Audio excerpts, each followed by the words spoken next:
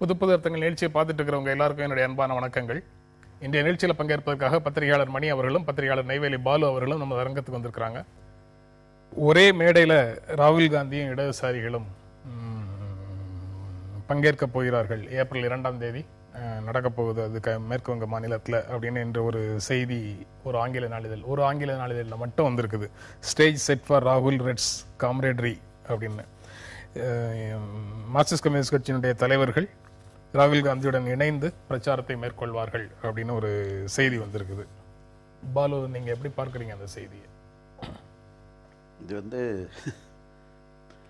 திரிணாமுல் காங்கிரஸ் ஒன்றும் பெரிய தூய்மையான ஒரு அரசியல் கட்சின்னு சொல்ல முடியாது. அவங்களும் எல்லாரோடையும் வச்சுருந்தவங்க தான். முதல்ல சிபிஎம்ஐ வீழ்த்துறதுக்கு காங்கிரஸோட கூட்டணி, பிறகு பாஜகவோட கூட்டணி, அப்புறம் அதோட மோதல் விலகல் இந்த மாதிரியெல்லாம் நடத்திட்டு இருக்காங்க. இப்போ என்ன ஆயிடுச்சுன்னு சொன்னால், தேர்தல் நெருங்க ஒரு பழைய பழமொழி சொல்லுவாங்க, in war and love everything is fair அப்படின்னு. அந்த மாதிரி இப்போது தேர்தல் போரில் எல்லாமே நியாயமாயிடுச்சு. அதனால் அது எந்த எக்ஸ்டென்ட்டு வேணாலும் போகலாம். அதனால் இது குறிப்பாக பார்த்திங்கன்னா இது ஒரு மார்க்சிஸ்ட் கம்யூனிஸ்ட் கட்சியினுடைய ஒரு மரியாதையை குறைக்கக்கூடிய செயலாக தான் அது இருக்குமே, பெரிய அளவுக்கு ஒன்றும் அது வராதுங்கிறது தான் நான் நினைக்கிறேன். மரியாதையை குறைக்கக்கூடிய கண்டிப்பாக குறைக்கிற மாதிரி தான் பேசலாம். மணி, நீங்கள் எப்படி பார்க்குறீங்க? ஆமாம், இது அதுவும் இப்போ 5 மாநில தேர்தல்கள் நடக்கின்றன. மேற்கு வங்கத்தோடு சேர்த்து கேரளா, தமிழகம், அஸ்ஸாம், புதுச்சேரி நடக்குது. இப்போ கேரளாவில் என்ன நிலைப்பாடுன்னு தெரியணும். கேரளாவில் நம்முடைய ஒமன் சாண்டி அவர்கள் பிரதான எதிரி மார்க்சிஸ்ட் கம்யூனிஸ்ட் கட்சின்னு சொல்கிறார். இங்கே இவங்க திரிணாமுல் தான் பிரதான எதிரின்னு சொல்கிறாங்க. இவங்க அங்கே இப்போ சீட் ஷேரிங் என்ன இதில் எந்த லெவலில் இருக்குன்னு தெரியல. வெஸ்ட் பெங்காலில் எப்படி ஒரே மேடையில் பேச முடியும்னு புரியல. அது எதை வைத்து மார்க்சிஸ்ட் கட்சி அகில இந்திய அளவில் இதை நியாயப்படுத்தும் என்று தெரியவில்லை. ஏன்னா இப்போ வெறும் வெஸ்ட் பெங்காலுக்கு மட்டும் எலெக்ஷன் நடக்குது, மேற்கு வங்கத்துக்கு மட்டும்னா கூட இதை ஓரளவு நாம் புறந்தள்ளலாம். ஏன்னா பப்ளிக் மெமரி ஷார்ட்னுவாங்க, ஒரு மாதத்தில் மறந்துடுவாங்க. சைமல்டேனியஸாக உங்களுக்கு கேரளாலையும் எலெக்ஷன் நடக்குது. அப்போ நீங்கள் மேற்கு வங்கத்தில் ஒரு நிலைப்பாடு, கேரளத்தில் ஒரு நிலைப்பாடு என்பது கேலி கூத்தின் உச்சமாக இருக்கும். அது ஏற்கனவே மோடி அவர்கள் இப்போ அஸ்ஸாமில் பேசும்போது அதை சொல்லியிருக்காரு. அவர் ஹிந்தியில் சொல்லியிருக்காரு. அங்கே தோஸ்தி இன் பெங்கால், குஸ்தி இன் கேரளான்னு சொல்கிறார். அவர் கரெக்டான வார்த்தை தான் அது. நீங்கள் எதை வைத்து இவர்கள் நியாயப்படுத்துவார்கள்னு புரியல. இதில் என்னென்னா மத்திய தலைமை இப்போ யெச்சூரியோ அல்லது இவங்க பிருந்தாக்காரத்தோ அல்லது வேறு யாரோ கலந்துப்பாங்களான்னா அது தெரியல. மாநில தலைவர்கள் கலந்துப்பாங்கன்றாங்க. அப்போ மாநில தலைமைகளுக்கு இதை நாங்கள் விட்டுட்டோம்னு அவங்க சொல்றாங்க. இந்த செய்திக்குள்ள 2-3 விஷயங்கள் இருக்கு. அது அந்த தொகுதியில் உண்டான கட்சி தலைவர்கள் கலந்து கொள்வார்கள் அப்படிங்கிறது தான் இதுக்குள்ள இருக்க செய்தி. மாநில தலைவர்கள் கூட கலந்துக்குவாங்கங்கிற மாதிரி இந்த செய்திக்குள்ள இல்லை. ஒன்று. 2வது, முதல் கட்ட தேர்தலாக ஏப்ரல் 4ஆம் தேதி நடக்கக்கூடிய தேர்தலுக்கு இறுதி நாள் பிரச்சாரமான ஏப்ரல் 2ஆம் தேதி மாலையில் நடக்கக்கூடிய இறுதி பிரச்சார கூட்டத்தில் அன்றைக்கு வராரு ராகுல் காந்தி. அங்கு அந்தந்த தொகுதியில் இருக்கக்கூடிய மார்க்சிஸ்டுகள் அல்லது இடதுசாரிகள் கொடிகளோடு போய் அந்த கூட்டத்தில் கலந்து கொள்ளுங்கள்னு சொல்லி மாநில அளவிலான ஆபீஸ் பேரர் ஒருவர் அதில் சொல்றாரு. இது இறுதி நாளில் மட்டுமே நடக்குது அப்படின்னா அது ஒரு செய்தியை கடைசி நேரத்தில் வாக்களிக்க போகும் மக்களுக்கு சொல்றதுக்கான ஒரு முயற்சியாக அதை பார்க்க முடியும். கண்டிப்பாக அதுதான். இப்போ நீங்கள் சொல்கிறது என்னென்னா ஒரு ஃபுல் ஃப்ளெட்ஜ்டு கேம்பெயினாக மத்திய தலைமையை கூட விட்டுருக்கோம். மாநில தலைவர்கள் ராகுல் காந்தியோட டயஸை ஷேர் பண்ணாங்கன்னா அதோட மெசேஜ் வேறு. கடைசி 3 மணி நேரம், 5 மணிக்கு பிரச்சாரம் முடியுது, 2 மணிக்கு ராகுல் காந்தி வராரு. அங்கே கொடியோட போய் 10 பேர் கலந்துக்கோங்க, லோக்கல் லெவலில் அவங்க முடிவு பண்ணிட்டாங்க நாங்கள் ஒன்றும் சொல்ல முடியாது என்பது போன்ற சமாளிப்பு வேலைகளில் அவர்கள் ஈடுபடலாம். பட் மெசேஜ் ஒன்று தான். நீங்கள் எப்படி இதை கேரளாவில் இமீடியட் த்ரெட் எங்கன்னு கேட்டால் கேரளாவில் இப்போ அவர்கள் ஆட்சிக்கு வரக்கூடிய வாய்ப்பு அதிகமாக உள்ள மாநிலம் கேரளா, வெஸ்ட் பெங்காலை விட. அப்போ கேரளாவில் இதை வைத்து இவர்கள் நியாயப்படுத்த போகிறார்கள். இதில் இன்னொரு செய்தி நான் பார்க்குறேன். இதில் யாருமே இல்லை. இப்போ மோடி பற்றி அவர் மணி சொன்னார். இப்போ என்னென்னா, இப்போ மோடி இப்போ காஷ்மீரில் இவங்களுடைய பிடிபியோட அவங்க செய்யக்கூடிய என்ன நியாயம் பேச முடியும்? இது கடுமையாக முற்றாக ஒதுக்கினவர்கள். எனக்கு ஒரு செய்தி ரொம்ப நாளைக்கு முன்னாடி ஒரு செய்தி எனக்கு நினைவு வருகிறது. ஐ திங்க் ஒரு ஜனசங்கா இருந்த பொழுது காஷ்மீர் பிரச்சனையை பற்றி பேசும்பொழுது அன்றைக்கு இருந்த அந்த ஜனசங், இன்றைய இருக்கிற பிஜேபியினுடைய அன்றைய ஜனசங் என்ன சொன்னாங்கன்னு சொன்னால், இந்த காஷ்மீருக்காக இந்த நேருவுடைய விருப்பத்திற்காக செலவு பண்ணுறதும் இதை நீடிப்பதையும் பார்த்தால் விலை கொடுத்தே காஷ்மீரை விட ஒரு பெரிய அளவுக்கு ஒரு நிலத்தையே வாங்கிடலாம் அப்படிங்கிறதாக இவங்க பேசினாங்க.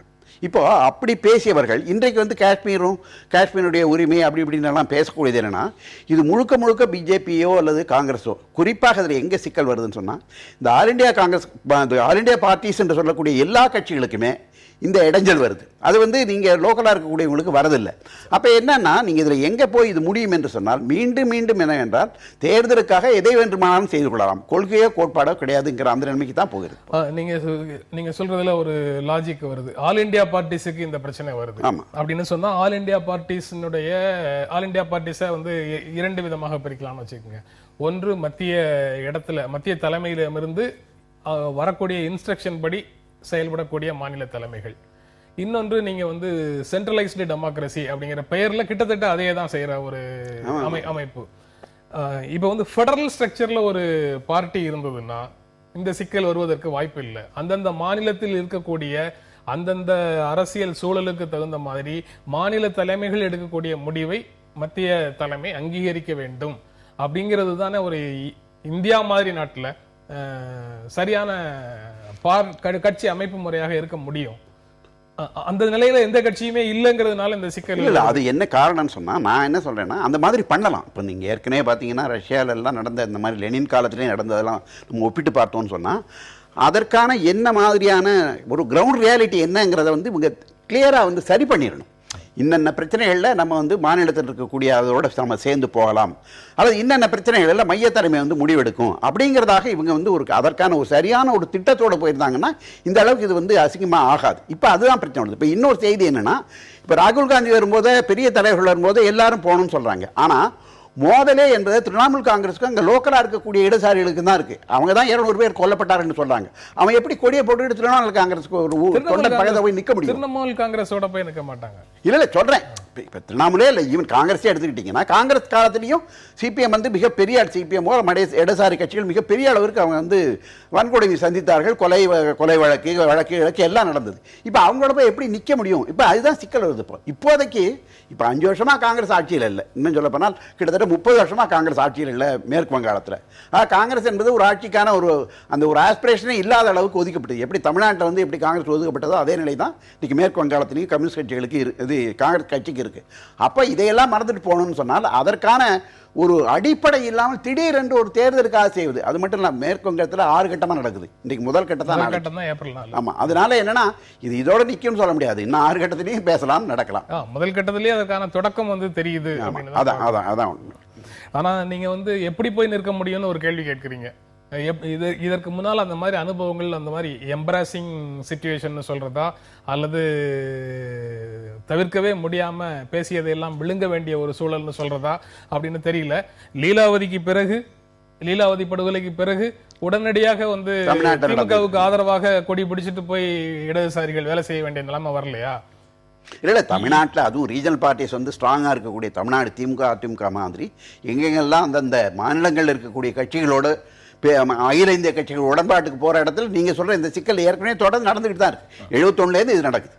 67 வந்து திமுகவோட கூட்டணி போன மார்க்சிஸ்ட் 69வது ஆண்டே வந்து அவங்க பொதுக்குழுவில் தீர்மானம் நிறைவேற்றி எங்களுக்கு திமுக கூட்டணியோட உறவில்லைன்னு சொல்லிட்டு முடிச்சுட்டு வந்தாங்க. இது கிட்டத்தட்ட 50 வருஷமாக நடக்கக்கூடிய விஷயம் தானே. நீங்கள் கேரளா வெர்சஸ் வெஸ்ட் பெங்கால்னு மோடி சொன்னதை குறிப்பிட்டு சொல்கிறீங்க. மோடியால் அப்படி சொல்ல முடியும், நரேந்திர மோடியால் சொல்ல முடியும். ஏன்னா அவங்க வந்து இந்தியா முழுமைக்கும் ஒரே கொள்கை நடைமுறைப்படுத்தலாம், இந்தியா முழுவதும் ஒரே மாதிரியான பண்பாட்டில் இருக்கக்கூடிய சூழல் இருக்கு, அதனால ஒரே கொள்கையை நடைமுறைப்படுத்தலாம்னு நினைக்கக்கூடிய ஒரு அரசியல் கட்சி. அவங்க அந்த மாதிரி பேசுவதை புரிந்து கொள்ள முடியும். ஆனா நீங்க அப்படி சொல்ல முடியுமா? நீங்க வந்து மாநிலத்துக்கு மாநிலம் அரசியல் சூழல் வேற வேறவாக இருக்கு.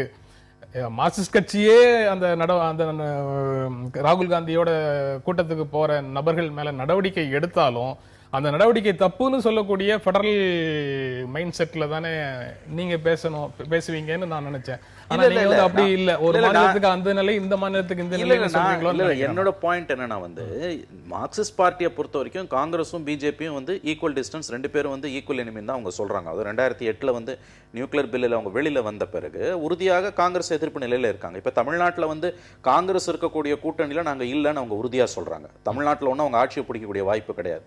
தமிழ்நாட்டிலே அப்படி சொல்றாங்க. கேரளால அவங்க தெளிவா வந்து டைரக்டா வந்து காங்கிரஸோட மோதிக்கிட்டு இருக்காங்க.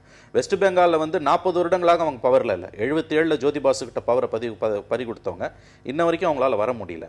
அப்ப இன்னைக்கு வந்து அவங்க வந்து திரிணாமுல் காங்கிரஸோட அந்த ஹீட், அந்த பொலிட்டிக்கல் அந்த ஹீட்டை தாங்க முடியாமல் எப்படியாவது யார் கூட சேர்ந்தாவது நம்ம வந்து ஜெயிக்கலான்ற ஒரு நிலைப்பாட்டுக்கு வரும்பொழுது அதில் வந்து மத்திய தலைமை ஏன் வந்து ஒரு ஆம்பிகுட்டியோட இருக்குது? ஏன் வந்து மாநில தலைமைக்கு நாங்கள் இந்த முடிவை விட்டுருவோம்னு எப்படி சொல்ல முடியும்? காங்கிரஸும் பிஜேபியும் உங்களுக்கு ஈக்குவல் டிஸ்டன்ஸ்னா நீங்கள் எப்படி வந்து இங்கே காங்கிரஸோட சேர முடியும்? இதை சார் சொன்னார் பாருங்க, பிடிபியோட பிஜேபி சேர்றதுன்னு. அது எல்லாருக்கும் தெரிஞ்ச விஷயம். இப்போ பிஜேபியும் காங்கிரஸும் யாரோட வேணா சேருவாங்க. மாற்று அரசியலை முன்னெடுக்கிறோம் சொல்லிட்டு 2 பேரு கூட நாங்கள் ஈக்குவல் டிஸ்டன்ஸ்ல சொல்லக்கூடிய ஒரு கட்சி எப்படி வந்து சேர முடியாது? அதுல இன்னொரு அடிஷனல் சிக்கலை நான் சொல்றது, கேரளால நீங்க ஒரே மாநிலத்துல காலையில வந்து யெச்சூரி வந்து அங்க வந்து ராகுல் காந்தியோட மேடையில இருப்பாரு, சாயங்காலம் வந்து திருவனந்தபுரத்தை ஏத்து பேசுவார். அது என்ன கேலி கூத்து? இல்ல, மத்திய தலைமை குழுவோ அல்லது மத்திய அரசியல் குழுவோ, மத்திய சென்ட்ரல் கமிட்டி மத்திய குழுவோ அவங்க வந்து எப்படி வந்து மேற்கு வங்கத்துக்கோ தமிழ்நாட்டுக்கோ கேரளாவுக்கோ ஒரு ஆணை பிறப்பிக்க முடியும் அப்படிங்கிற கேள்வியை நான் கேட்கிறேன். அதுதான் கல யதார்த்தம். அதுதான் இன்னைக்கு வந்து அவங்க ஆணை பிறப்பிச்சுதான் இவ்வளவு நாள் இருந்திருக்காங்க. இந்த பர்டிகுலர் ஏரியால இன்னைக்கு இந்த செய்தியில் இடம்பெற்றிருக்கக்கூடிய அந்த பர்டிகுலர் ஏரியால அந்த புருலியா, பங்குரா, வெஸ்ட் மிட்னாப்பூர் இந்த மாவட்டங்கள்ல இருக்கக்கூடிய 18 தொகுதிகளில் ஏப்ரல் 4ஆம் தேதி தேர்தல் அப்படின்னு சொல்றாங்க. இந்த பகுதி முழுக்க 12,000 சென்ட்ரல் பாரா மிலிட்டரி இருக்கு. மாவோயிஸ்ட் வன்முறைகள் அதிகமாக நிகழக்கூடிய ஒரு பகுதி அப்படின்னு இந்த செய்திக்குள்ள சொல்றாங்க. சரி, மாவோயிஸ்டுகள் மூலமாக இடதுசாரிகள் கடுமையான வன்முறையை சந்திக்கிறாங்க. அவங்க மேல தாக்குதல் நடக்குது. மாவோயிஸ்டுகளால இடதுசாரிகள் மேல, மார்க்சிஸ்ட் கம்யூனிஸ்ட் கட்சிக்கு மேல தாக்குதல் நடக்குது. இந்திய கம்யூனிஸ்ட் கட்சி மேல தாக்குதல் நடக்குது. திரிணாமுல் காங்கிரஸால தாக்குதல் நடக்குது. பிஜேபியால வன்முறைன்னு நேரடியாக வராட்டாலும் பொலிட்டிக்கலா அவர்களுக்கான தாக்குதல் இருக்கு. அவங்களுக்கு வந்து இப்போ எங்கேயாவது ஒரு கைப்பிடிக்கு துணை ஒண்ணு வேணும்னா காங்கிரஸை தவிர அங்க அரசியல் ஸ்ட்ரக்சரே கிடையாது. நீங்க மார்க்சிஸ்ட் கம்யூனிஸ்ட் கட்சியினுடைய டெல்லி தலைமை என்ன சொல்லுது அப்படிங்கறத பத்தி எல்லாம் யோசிக்கிறதுக்கே அவங்களுக்கு வாய்ப்பு இருக்கும்னு நான் நினைக்கல. அவங்க வந்து அங்க சர்வைவ் ஆகணும்னா என்ன பண்ணணுமோ அதெல்லாம் நீங்க வந்து இப்ப கிட்டத்தட்ட என்ன நிலைமை வருதுன்னா, தமிழ்நாட்டை எப்படி திமுக அதிமுகவோட இந்த அகில இந்திய கட்சிகள் என்று சொல்லக்கூடிய காங்கிரஸ் கட்சியோ அல்லது கம்யூனிஸ்ட் கட்சிகளோ போகிறதோ, எப்படி போகிறதோ அதே நிலைமை தான் இப்ப திரிணாமுல்லையும். அங்க இருக்கக்கூடிய ஒரு ரீஜனல் பார்ட்டி தான் டிஎம்சி.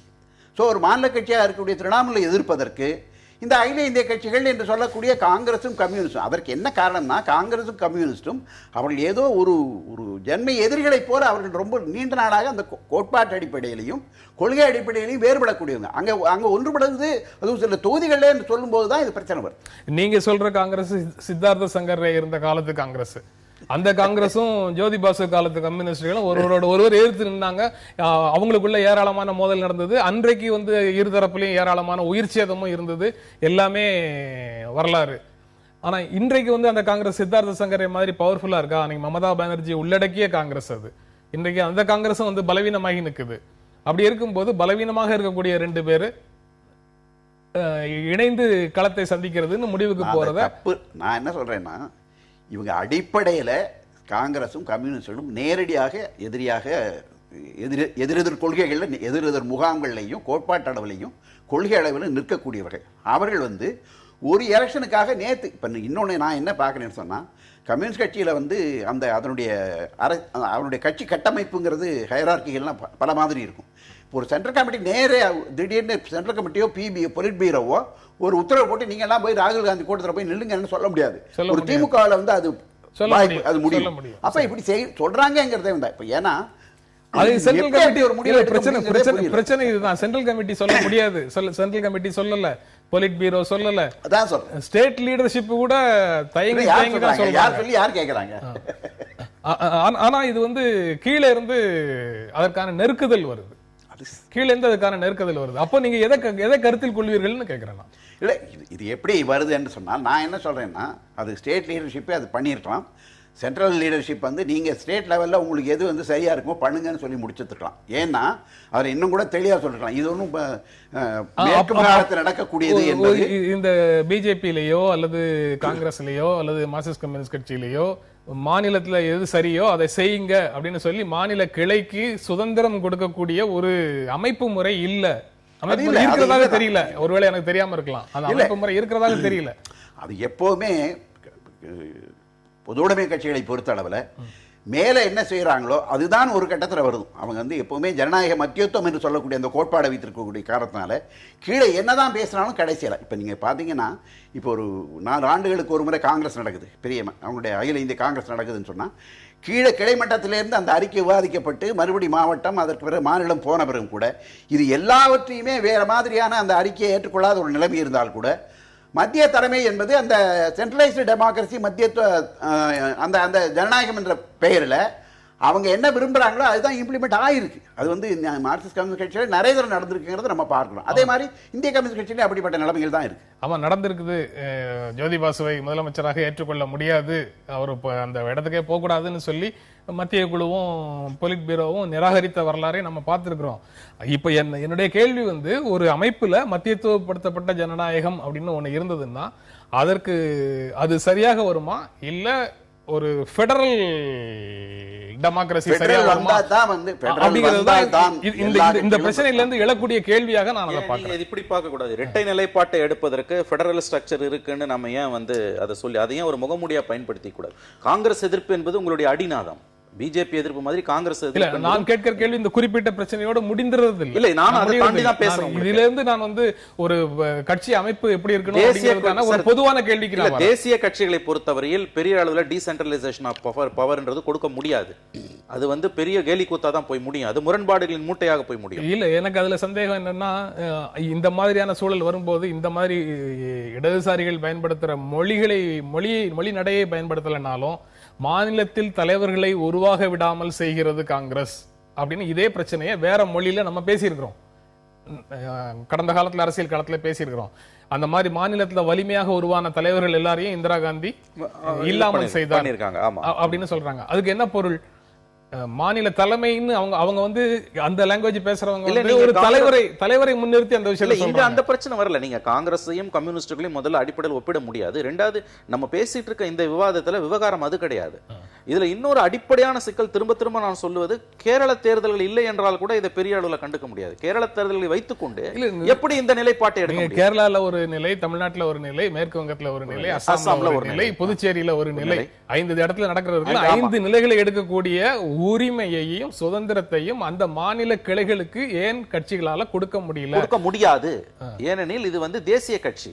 அடிப்படை விஷயங்கள்ல நீங்க வந்து டிவியேட் ஆகி போக முடியாது. காங்கிரஸ் எதிர்ப்பும் பிஜேபி எதிர்ப்பும் அடிநாதமாக இருக்கக்கூடிய ஒரு பிரதான கட்சி, அதுல போய் காம்ப்ரமைஸ் பண்ண முடியாது. வேற விஷயங்களை நீங்க சொல்லக்கூடிய கிவ் அண்ட் டேக்.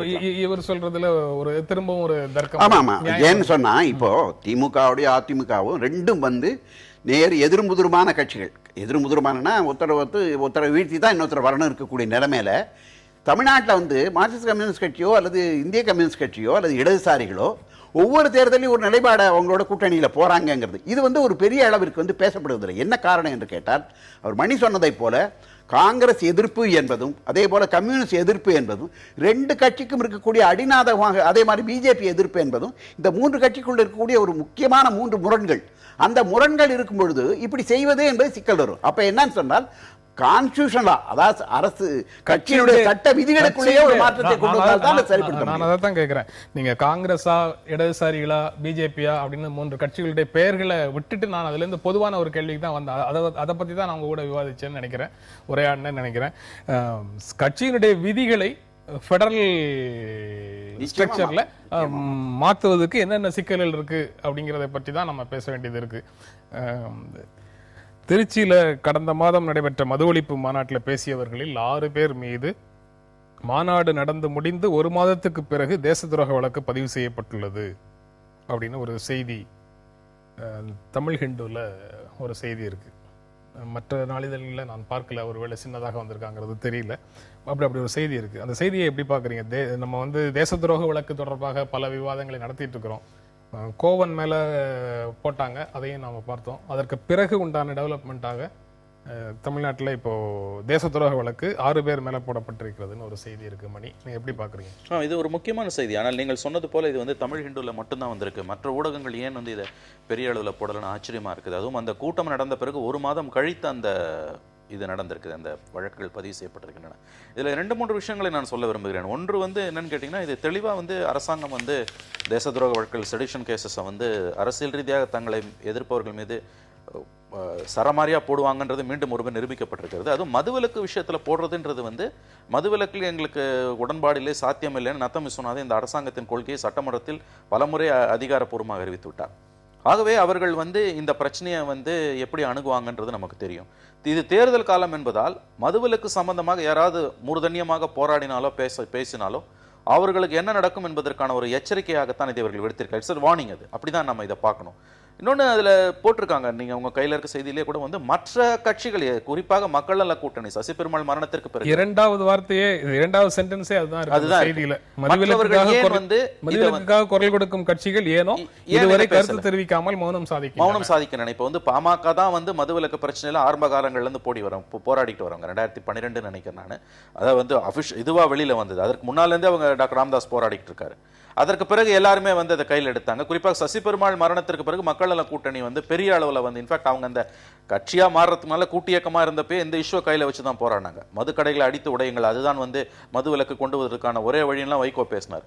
ஆனால் இன்னைக்கு இவ்வளவு பெரிய ஒரு டெவலப்மெண்ட் வந்திருக்குது, ஏன் இவர்கள் வாய்மூடி மௌனியாக இருக்கிறார்கள் அப்படின்னு நமக்கு தெரியல. இது ரொம்ப ஆச்சரியமா இருக்குது. ஏன் மற்ற கட்சிகள் ஏன் மௌனம் காய்க்கிறார்கள் என்பது புரியவில்லை. தேர்தல் வந்துருச்சுன்னு சொன்னா எல்லா கட்சிகளும் பேசக்கூடிய விழுமியங்கள்ங்கிறது வந்து பலியாகுதுங்கிறத நம்ம பார்க்குறோம். போன தேர்தல் போது முத்துக்குமார் இறந்து அவருடைய உடல் அடக்கப்படுவதற்கு முன்னாலேயே இந்த கூட்டணி பிரச்சனை வந்த பிறகு அவ்வளோ பேரும் நெல்லிக்காய் முட்டையாக செதறி ஓடி போனாங்க. அவ்வளோ பேர் திமுக, அதிமுக, விடுதலை சிறுத்தைகள், மதிமுக எல்லாமே ஓடி போச்சு. உடனே அலையன்ஸ்க்காக போனாங்க.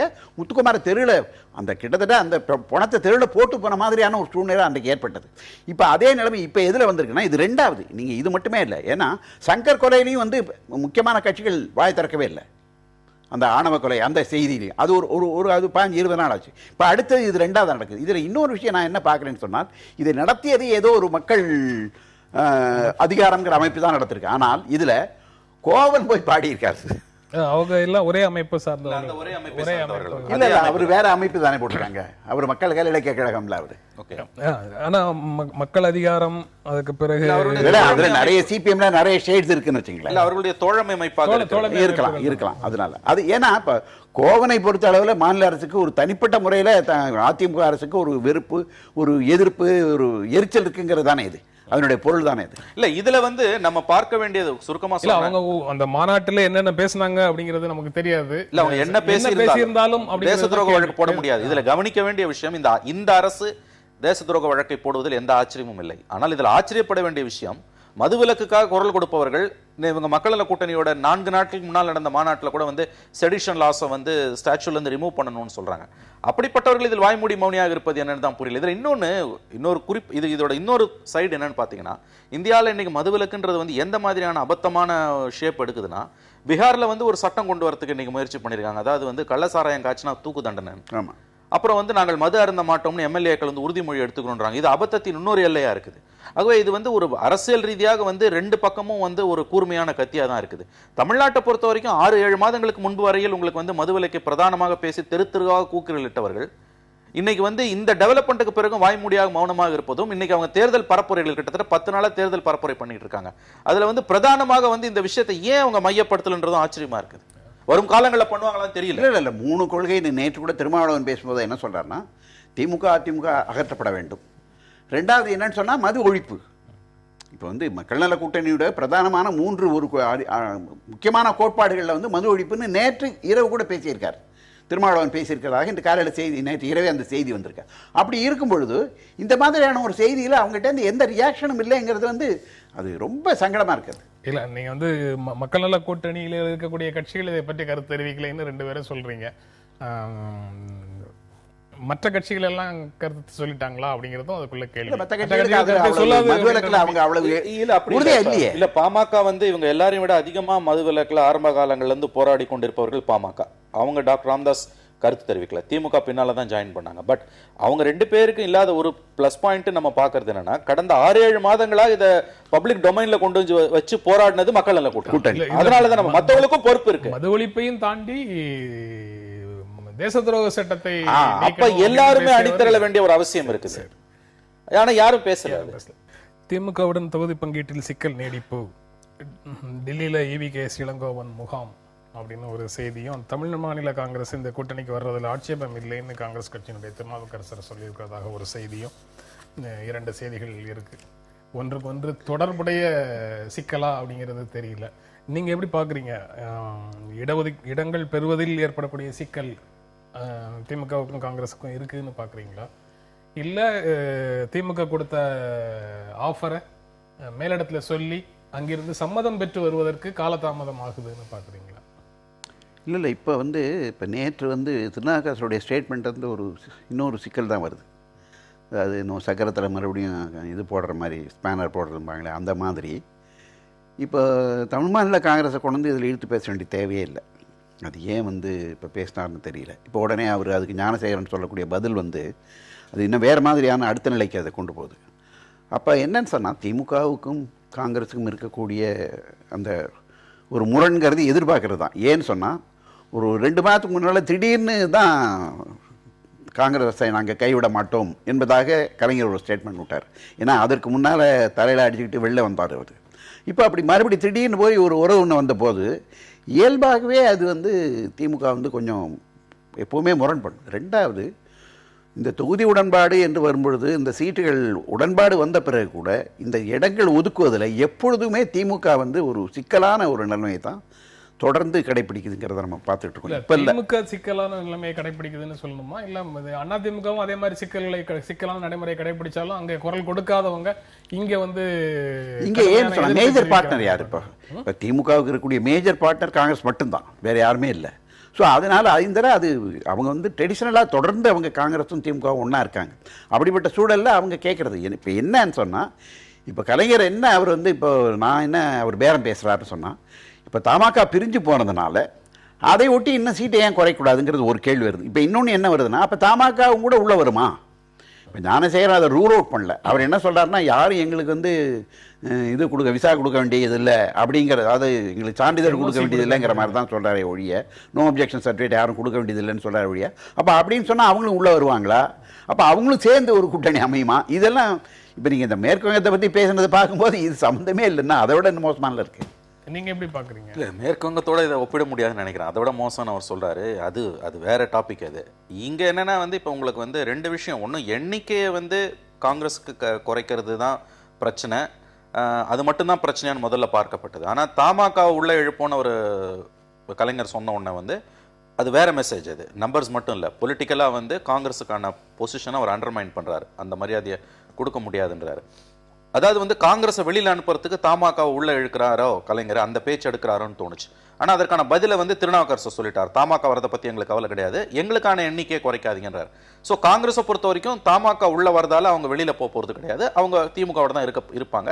இது 2001 அண்ணா திமுக இருக்கும்போது நடந்தது. மூப்பனார் காங்கிரஸையும் தமாகவையும் ஒன்னா கூட்டிட்டு போனார் உள்ள. இன்ஃபேக்ட் அவங்க ஜெயலலிதா அவங்கள பார்த்து அவர் மூப்பனார் பேசினப்போ தமாக காங்கிரஸுக்கு சேர்த்து அந்த மாதிரி சீட்டு ஒதுக்குனாங்க. அதுல தன்னோட கோட்டாலேருந்து மூப்பனார் காங்கிரஸுக்கு ஒதுக்குனாங்க. அப்போ தமாக அதிகமாகவும் காங்கிரஸுக்கு கம்மியாகவும் இருந்தது. இப்போ வைஸ் வர்சா. ஆனா இதுல சிக்கல் என்ன வருதுன்னு கேட்டீங்கன்னா உங்களுக்கு இப்போ வைஸ் வர்சாங்கிறது உறுதியாக சொல்லி அப்படித்தான் இப்போதைக்கு தோன்றுகிறது. அல்லது நீங்கள் சொல்வது போல அது வேறு மாதிரியும் கூட ஆகலாம், வாய்ப்பு குறைவது. ஏன்னா இப்ப என்ன சிக்கல்னா உங்களுக்கு 63 சீட்டை 2011 கலைஞரை கையை முறுக்கி வாங்கிய காங்கிரஸ் இன்னைக்கு அதற்கான பதிலை கொடுத்து கொண்டிருக்கிறது. வண்டியும் ஒரு நாள் ஓடத்துல ஏறும், ஓடம் ஒரு நாள் வண்டியில் ஏறும், அவ்வளவுதான். இன்னைக்கு அவர்கள் 64 சீட்டு கேட்டாங்க, ஒரு மாவட்டத்துக்கு 2. ஆனா அவங்க 32 தான் கொடுப்பாங்க. இதெல்லாம் வெளியில வர ஏசியங்களாக வரக்கூடியது. இவர்கள் கேட்டதுல 50% கூட அவங்க 40% கொடுக்க தயாரா இல்லைன்னு பொழுது வேற ஆப்ஷன் இவங்களுக்கு என்ன இருக்குது? தனியா போறது ஒரு ஆப்ஷன். அதை அவ்வளவு சுலபமா எடுக்க முடியாது. ஏன்னா இன்று அவர்கள் டெல்லிக்கு போயிருக்காங்க, நேற்று அவர் போயிருக்காருன்றதே இந்த சீட் அலோகேஷன்ல இவங்க நினைச்சதுக்கு சற்றே மாறா நடந்திருக்குது. அன்னைக்கு குலாம் நபி ஆசாத் அவர்கள் வெளியில வரும்பொழுதே கூட அவர் மிகவும் இறுக்கமாகத்தான் வெளியே வந்தார். அந்த ஒரு இது இல்லை அவர்கிட்ட. ஏன்னா இவங்க நினைச்சது எதுவுமே அங்க நடக்கல. வெறும் எண்ணிக்கை அளவில் மட்டும் இருந்த பிரச்சனை தமாகவையும் உள்ள இழுப்போன்னு சொல்லும் பொழுது வேறு பரிமாணத்தை எடுத்தது. ஆனால் இன்னைக்கு தமாக இஷ்யூவை கிட்டத்தட்ட செட்டில் பண்ணியிருக்காங்க. சீட்ஸ் எவ்வளவு கொடுப்பாங்கன்றதான் பிரச்சனை. பட் காங்கிரஸ் வேற ஆப்ஷன் கிடையாது. காங்கிரஸ் எப்படி தனியா போய் நினைச்சே பார்க்க முடியாத ஒரு விஷயம். தமிழ் மாநில காங்கிரஸ் விஷயத்தை செட்டில் பண்ணியிருக்காங்க அப்படின்னு சொன்னா என்ன அர்த்தம்? இருவரும் ஒரே அணியில இருக்கிறதுல இருவருக்கும் ஆட்சேபனை, யாருக்கும் ஆட்சேபனை, 2 பேர் 3 பேருக்கும் ஆட்சேபனை கிடையாது. திமுகவை பொறுத்த வரைக்கும் ஒற்றை கல்லில் அது 2 மாங்க அடிக்கிறாங்க. ஒன்று காங்கிரஸை நம்பர்ஸை விட்டுருங்க, பொலிட்டிக்கலா அண்டர்மைன் பண்றாங்க. உங்களுக்கு அரசியல் ரீதியா உங்களுக்கு பெரிய இது கிடையாது தமாக வெளியில போனோன்னு. அதுதான் மெயின். அதுல கட்சைஸ் பண்றது. 2வது அது சீட்ஸை குறைச்சு கொடுக்கறதுக்கும் அது உதவும். இதை காங்கிரஸ் ஏற்றுக்கொள்ள போகிறதா அப்படின்றது தான் இன்னைக்கு $1 மில்லியன் கொஸ்டின். ஏன்னா இந்த கடைசி நேரத்தில் வந்து சோனியாவுக்கும் கலைஞருக்கு இருக்கக்கூடிய அந்த பர்சனல் ஈக்குவேஷனில் அந்த லெவலில் இந்த பிரச்சனை எலிவேட் ஆச்சுன்னா பேசி தீர்வு வரலாம். இந்த இழுபறி என்பது வந்து அங்கே எதுவும் சரியா இல்லைன்றதை தான் காட்டுது. அரசியல் ரீதியாக குறைத்து மதிப்பிடுவது, காங்கிரஸை குறைத்து மதிப்பிடுவது அப்படின்னு ஒரு கருத்தை சொல்றாரு. காங்கிரஸுக்கு சீட்டு குறைவாக கொடுப்பதன் மூலம் அல்லது தமாகவையும் காங்கிரஸையும் ஒரே அணிக்குள்ள கொண்டு வருவதன் மூலம் காங்கிரசினுடைய அரசியல் முக்கியத்துவத்தை குறைத்து காட்டுகிறது. இல்லை, எனக்கு அது எனக்கு என்னமோ அதை விட நான் என்ன நினைக்கிறேன்னு சொன்னால், ஒரு கட்டத்தில் தமாக உள்ள எடுத்து காங்கிரஸை கைவிடக்கூட அப்படி ஒரு முயற்சி கூட அவர் அப்படி ஒரு நிலை கூட வந்து கலைஞர் எடுப்பார் நான் நினைக்கிறேன். ஏன்னு கேட்டால், இப்போ தமாக வந்து இங்கே உள்ள வர்றதுக்கு தயாராக இருக்குன்னு சொன்னால், அந்த காங்கிரஸை என்ன காரணத்துக்காக இவர் வந்து ஒதுக்கிட்டு வெளியில் வந்தாரோ அது இல்லாத மாதிரி தமாகவுக்கு ஒரு தோற்றம் வந்துருச்சு. அவங்களும் வந்து காங்கிரஸினுடைய தலைமையோட முரண்பட்டு தான் வெளியில் வந்தாங்க இங்கிற அப்படிப்பட்ட ஒரு இமேஜ் அவங்களுக்கு இருக்குது. அந்த தோற்றத்தை பயன்படுத்தி கொண்டு இவர் ஒன்றும் காங்கிரஸை முற்றாக கைவிடுவதற்கோ அல்லது இன்னும் சீட்டை குறைப்பதற்கோ, முதல்ல சீட்டை குறைப்பது, அடுத்தது என்னன்னா ஒரு கட்டத்தில் முற்றாக கைவிட்டு தமாகவையும் இன்னும் கூட வேற யாராவது கூட உள்ள சேர்த்துக்கிறதுக்கான ஒரு வாய்ப்பு வரும் நான் நினைக்கிறேன். இன்னும் வேற யார் இருக்காங்கன்னு தெரியல. Battle lines drawn. இல்ல அதுல வந்து நீங்க இப்ப சொல்லாதீங்க காங்கிரஸ் எது உடைஞ்சு சொல்லுங்க, எதுன்னு சொல்லுங்க. எது நான் சொல்ல மாட்டேன். இல்ல பிஜேபி வரும்ன்றீங்களா இல்ல விடுதலை சிறுத்தைகள் வெளியில அனுப்பிட்டு வேற யாரையும் சேர்க்கிறதுன்னா கிட்டத்தட்ட இந்த எலெக்ஷன்ல பிஜேபி வரலாம் நான் நினைக்கிறேன். இல்ல இந்த எலெக்ஷன்ல அதற்கான சாத்தியக்கூறுகள் மிகவும் குறைவு. பிஜேபி டிஎம்கே விட போவாங்கன்னு பேசினாங்க. ஸ்ரீ ரவிசங்கர் அவர்கள் ஸ்டாலினை சந்திச்சப்ப கூட அந்த பேச்சு வந்தது. அதற்கு பிறகு குலாம் நபி ஆசாதை கூப்பிட்டு பேசி கலைஞர் அந்த பேச்சுக்கு முற்றுப்புள்ளி வைத்தார். இன்றைக்கு இருக்கக்கூடிய நிலைமையில வந்து கண்டிப்பாக இந்த தேர்தலில் பிஜேபி திமுக கூட்டணிக்கெல்லாம் வாய்ப்பே கிடையாது. தமாகவை நீங்க சேர்த்துப்பாங்கன்னு சொல்றீங்களே, அதுக்கு வாய்ப்பு இருக்குது. சார் சொன்னதுல வந்து உங்களுக்கு காங்கிரஸ் மொத்தமாக நிராகரித்து விட்டு தமாக உள்ள இழுக்கலாம், அந்த வாய்ப்பை மறுக்க முடியாது. ரெண்டு விதமான நிலைகளை நீங்க யோசிச்சு பார்க்கலாம். ஒன்று, காங்கிரஸையும் வச்சுட்டு தமாகவையும் உள்ள இழுக்கிறது, ஆமா, கூட்டணியை இன்னும் வலிமைப்படுத்துவதற்கான முயற்சி. அதற்கு இரண்டு பக்கத்துல இருக்கக்கூடியவர்களையும் சமாதானம் செய்வது அப்படிங்கிறது ஒரு பார்வை. அப்படி போச்சுன்னா அதுல வந்து வேற எந்த சிக்கலும் இல்லை. ஆனா காங்கிரஸ் இங்க இருந்து போனால் பரவாயில்லை அப்படின்னு ஒரு நினைப்பு இருந்ததுன்னா, தமிழ் மாநில காங்கிரஸோடு சேர்த்து வேற யாரோடையும் சேரலாம் அப்படின்னு ஒரு நினைப்பு வந்ததுன்னா, அப்போ வந்து அது புதிய ஊகங்களுக்கு இல்ல, அதற்கு வாய்ப்பு குறைவு. நீங்க டிஎம்சியும் காங்கிரஸையும் ஒன்னா டிஎம்கே ஃப்ரண்ட்ல அகாமடேட் பண்றதுக்கான வாய்ப்புகள் இன்னமும் இருக்குது. பட் காங்கிரஸை மொத்தமா கழட்டி விட்டுட்டு டிஎம்சியை மட்டும் வச்சுட்டு கூட அவங்க போகலாம். பட் பிஜேபியை வந்து கண்டிப்பா டிஎம்கே அலையன்ஸ்ல சேர்ப்பாங்கன்றதுக்கு அதற்கு சாத்தியக்கூறுகள் கிட்டத்தட்ட இல்லை. இல்ல அப்படிலாம் கூப்பிட்டாலாம் வந்துட முடியாது. இது வந்து ஒரு பொலிட்டிக்கல் அலையன்ஸ்ன்றது வந்து அரசியல் ரீதியான உங்களுக்கு தொகுதி உடன்பாடுன்னு அந்த வார்த்தையை சொன்னீங்கன்னா கூட அதற்கு கூட வந்து அந்த ப்ராசஸ் வந்து இவ்வளவு சுலபமா ஒருத்தரை கைட்டிட்டு ஒருத்தர் சேர்த்துக்கிறதுலாம் கிடையாது. அது வந்து ஒரு எவால்வ் ஆகி வரணும். இன்னைக்கு அந்த ஸ்டேஜை தாண்டி போயிடுச்சு. இன்னும் 2 வாரத்துல உங்களுக்கு நாமினேஷன் வரக்கூடிய ஸ்டேஜ்ல இந்த தேர்தலில் அதுக்கு சாத்தியக்கூறு கிடையாது. அப்படிதான் நான் பாக்குறேன்.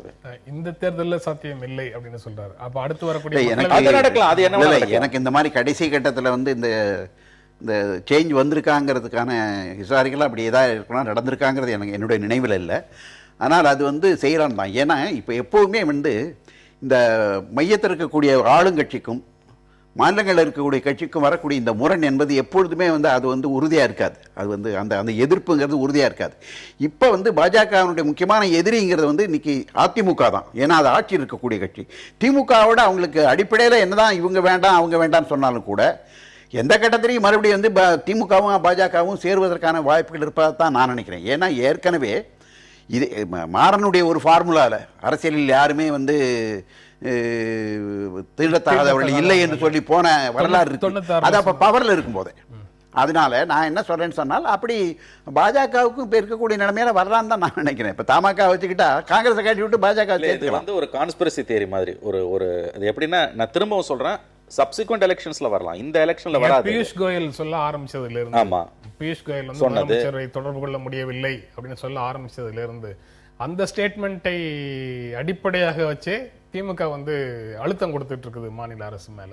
ஆமா, அதற்கு பதில் வேணும்னு கேட்டாரு. இப்போ வந்து முதலமைச்சர் பதில் சொல்லாம அமைச்சர்கள் பதில் சொல்வதன் காரணம் என்ன அப்படின்னு சொல்லி, நீங்க வந்து உங்களுடைய குற்றச்சாட்டுகள்ல இருந்து ஒரு விஷயத்துக்கு அழுத்தம் கொடுக்காம பாரதிய ஜனதா கட்சியை உங்களுடைய கேடயமாக முன்னால வச்சு ஒரு அழுத்தம் கொடுக்கறதுக்கு அல்லது பாரதிய ஜனதா கட்சி மத்திய அமைச்சர்களுடைய ஸ்டேட்மெண்ட்டுக்கு முக்கியத்துவம் கொடுப்பதற்கு என்ன காரணம்? இல்ல அது வந்து யூசுவலா கலைஞர் பண்ணக்கூடிய அவர் நம்பக்கூடிய ஒரு விஷயத்துல வந்து மாற்று கட்சி சார்ந்தவர்கள், அதுவும் பிரதான கட்சி சார்ந்தவர்கள் சொன்னாங்கன்னா அதை தான் மையமா வச்சு கேடயமா வச்சு ஒரு தாக்குதலை தொடுப்பார் அவரு.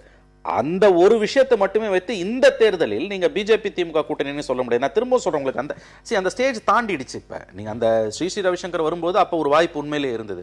சுவாமியோட ட்வீட், டாக்டர் சுவாமி அவர்கள் February 2 மோடி இங்க கோயம்புத்தூர் வந்தப்ப பண்ண ட்வீட்ல திமுக பிஜேபி இந்த தேமுதிக கூட்டணின்னு சொன்னப்ப கூட ஒரு வாய்ப்பு இருந்தது. இப்ப அது கிடையாது. இப்ப அந்த ஸ்டேஜ் போயிடுச்சு. 2-3 இடங்களை இந்த ஊகங்களை பரப்புகிறவர்கள் இருக்காங்கல்ல, அல்லது ஊகங்களை பற்றி பேசக்கூடியவர்கள், அவங்க சொல்லக்கூடிய இன்னொரு செய்தி வந்து மிக வேகமாக இந்திய யூனியன் முஸ்லீம் லீக்கோடவும் மனிதநேய மக்கள் கட்சியோடவும் தொகுதி உடன்பாடு செய்த திராவிட முன்னேற்ற கழகம் அதற்கு பிறகு இன்னொரு அமைப்பான SDPI-யோடு ஏன் இன்னும் தங்களுடைய தொகுதி உடன்பாட்டை இறுதி செய்யவில்லை அப்படின்னு ஒரு கேள்வியை கேட்கிறாங்க. ஆமா, அது SDPI வந்து இந்த ரெண்டு கட்சிகளோட ஒப்பிடுற அளவுக்கான உங்களுக்கு ஒரு பெரிய கட்சி கிடையாது. அது அந்த ஒரு காரணத்தை வைத்து வேறு விதமான நீங்க அந்த கான்ஸ்பிரசி தியரிஸ்க்கு இடம் கொடுக்க முடியாதுன்னு நான் நினைக்கிறேன். SDPI-யோட உங்களுக்கு என்ன பிரச்சனைன்னு எனக்கு தெரியல. அது நாளைக்கு செட்டில் ஆகலாம், செட்டில் ஆகாமலும் போகலாம். பட் அந்த மாதிரியான இருக்கக்கூடிய சில சிறிய சிக்கல்களை வச்சுக்கிட்டு பெரிய அளவில் வந்து அணிச்சேர்க்கைகளில் மாற்றம் வந்துடும் நீங்க சொல்ல முடியாது. சார், ஒரு விஷயம் உங்களுக்கு வந்து கிட்டத்தட்ட பேட்டில் லைன்ஸ் ட்ரான் இன்னைக்கு தமிழ்நாட்டில் 5 முனை போட்டி என்பது பேட்டில் லைன்ஸ் ட்ரான். நான் இன்னமும் வந்து திமுக வந்து காங்கிரஸ் கூட்டணி தொடரும் நான் நம்புறேன். அதாவது வந்து வேற வழி இல்ல உங்களுக்கு. தமாக எந்த பக்கம் போகும் தெரியல. சோ இந்த 5 முனை போட்டி என்பது பெரிதாக பெரிய கட்சிகள் எதுவும் வராத கண்டிப்பாக பெரிய சூழல்ல வந்திருக்கிறவரை இழப்பதற்கு எந்த கட்சியும் விரும்பாது. பெரிய அளவுல இந்த இதுல வந்து ஷஃப்லிங் இருக்காது. சார் சொன்ன மாதிரி பிஜேபி அங்க போறதோ அல்லது மக்கள் நல கூட்டணியில இருந்து ஏதாவது ஒரு கட்சி வேறொரு அணிக்கு அது நடப்ப வாய்ப்பு குறைவுன்னு ஒரே ஒரு இதுதான். பெரிய கட்சிகள் எதுவும் வந்திருக்கிற கட்சிகளை இழக்க விரும்பாது. இழக்க விரும்பினால் பெரிய பிரச்சனை இலக்க விரும்பினால் ஒன்று போய் ஒன்று வருகிறது என்பதற்கான செய்தி மட்டும்தான். அது அந்த தப்ப கலைஞர் செய்ய மாட்டார், இந்த தேர்தலில் செய்ய மாட்டார். காங்கிரஸை கழட்டி விட்டு, வெளிப்படையா சொல்றேன், காங்கிரஸை கழட்டி விட்டுட்டு பிஜேபியை உள்ள இழுக்கக்கூடிய தவறை இந்த தேர்தலில் செய்ய மாட்டார். ஏன்னா அது வந்து பாலிடிக்ஸ்ல நம்பர்ஸ் மட்டும் இல்ல, பர்செப்ஷன். ஏற்கனவே பல முறை தோத்து போயிருக்காங்க இவங்க. அது இன்னும் வந்து அவங்களுக்கு வந்து பாதகமா தான் அமையும். அது அவருக்கு நன்றாக தெரியும். நீங்க 2011 2014 2 தேர்தல்களில் வந்து திராவிட முன்னேற்ற கழகம் வெற்றி பெறவில்லை. ஸோ 3வது ஒரு தேர்தலில் வெற்றி பெறாமல் போச்சுன்னா திரும்ப வந்து கட்சியை புதுப்பித்து மேலே கொண்டு வரது ரொம்ப கஷ்டமான ஒரு வேலை. அதனால இந்த சூழ்நிலையில் தன்னுடைய அணிக்கு ஆட்களை சேர்த்து வலிமையை பெருக்கிக் கொள்ளத்தான் திராவிட முன்னேற்ற கழகம் முயலுமே தவிர இருக்கக்கூடிய நபர்களை வெளியில் அனுப்புவதற்கான எந்த வேலையும் செய்யாதுன்னு நம்பலாம். இல்லை, வலிமையை பெருக்கிக் கொள்வதற்கு அது உண்மைதான். அது உண்மைதான். நான் மணி சொல்றதை நான் முழுக்க நான் அதுதான் என்ன சொன்னேன்னா, இந்த கடைசி நேரத்தில் வந்து இந்த குதிரையை இந்த பக்கத்துலேயும் அந்த பக்கம் மாற்றுறதுங்கிறது ஏற்கனவே நடந்திருக்காங்கிற ஒரு வரலாறு எனக்கு தெரியல. அதனால் நான் சொன்னேன். ஏன்னா இப்போ திமுகவுடைய நிலைமை என்னன்னு சொன்னால், என்ன செய்து ஏதாவது இப்போ ஒரு கட்டம் வரைக்கும் அவங்க ரொம்ப விஜயகாந்தை நம்பிட்டு இருந்த வரைக்கும் அவங்களுடைய நிலைமை வந்து கொஞ்சம் அவங்க ரொம்ப போயண்ட்டாக இருந்தாங்க, ரொம்ப உற்சாகமாக இருந்தாங்க. இப்போ விஜயகாந்த் வந்து மக்கள் நல கூட்டணியோட சேர்ந்துட்டார்ன பிறகு அவங்களுக்கு கொஞ்சம் சொரம் குறைஞ்சு போச்சு. அவங்களுக்கு இருக்கக்கூடிய அந்த அந்த முடிவுக்கு நம்ம எப்படி வர்றோம் அப்படின்னு சொல்றோம். அவங்களுக்கு உற்சாகம் குறைந்து விட்டது அப்படின்னு சொல்லி நம்ம எப்படி முடிவுக்கு வரோம்? வரல, அதான் வேற ஒன்றும் இல்லை. விஜயகாந்த் வரல, அவ்வளவுதான், வேற ஒன்றும் இல்லை. அவங்க ரொம்ப அதை நம்பிட்டு இருந்தாங்க, வரல. அதான். ஆனா பொதுவாகவே அந்த மாதிரி ஒரு கருத்தை சொல்றாங்க. வரவில்லை என்பதால் வந்து திமுக கண்டிப்பாக விஜயகாந்தோட முடிவு திமுகல கீழ்மட்ட தொண்டன் வரையில் ஒரு சோர்வை ஏற்படுத்தியிருப்பது உண்மை. இது வந்து மறுக்க முடியாத உண்மை. இது அரசியல் தெரிந்த எல்லோருக்கும் தெரியும். அந்த கட்சியை குறித்த செய்தி சேகரிப்பவர்களுக்கும் அந்த கட்சியோட அரசியலை உள்ளிருந்தும் வெளியிலிருந்தும் பார்ப்பவர்களுக்கும் வந்து அது நன்றாக தெரியும். 15 நாள் இடைவெளியில் 2 முறை கலைஞர் வந்து அவருக்கு அழைப்பு விடுக்கிறார், வருவார்ன்றாரு. முதன்முறை அவர் மறுத்து தான் யாருடனும் கூட்டணி இல்லை என்று அறிவித்த பிறகும் 21ஆம் தேதி கலைஞர் மறுபடியும் வந்து நாங்க பேசுறோன்றாரு.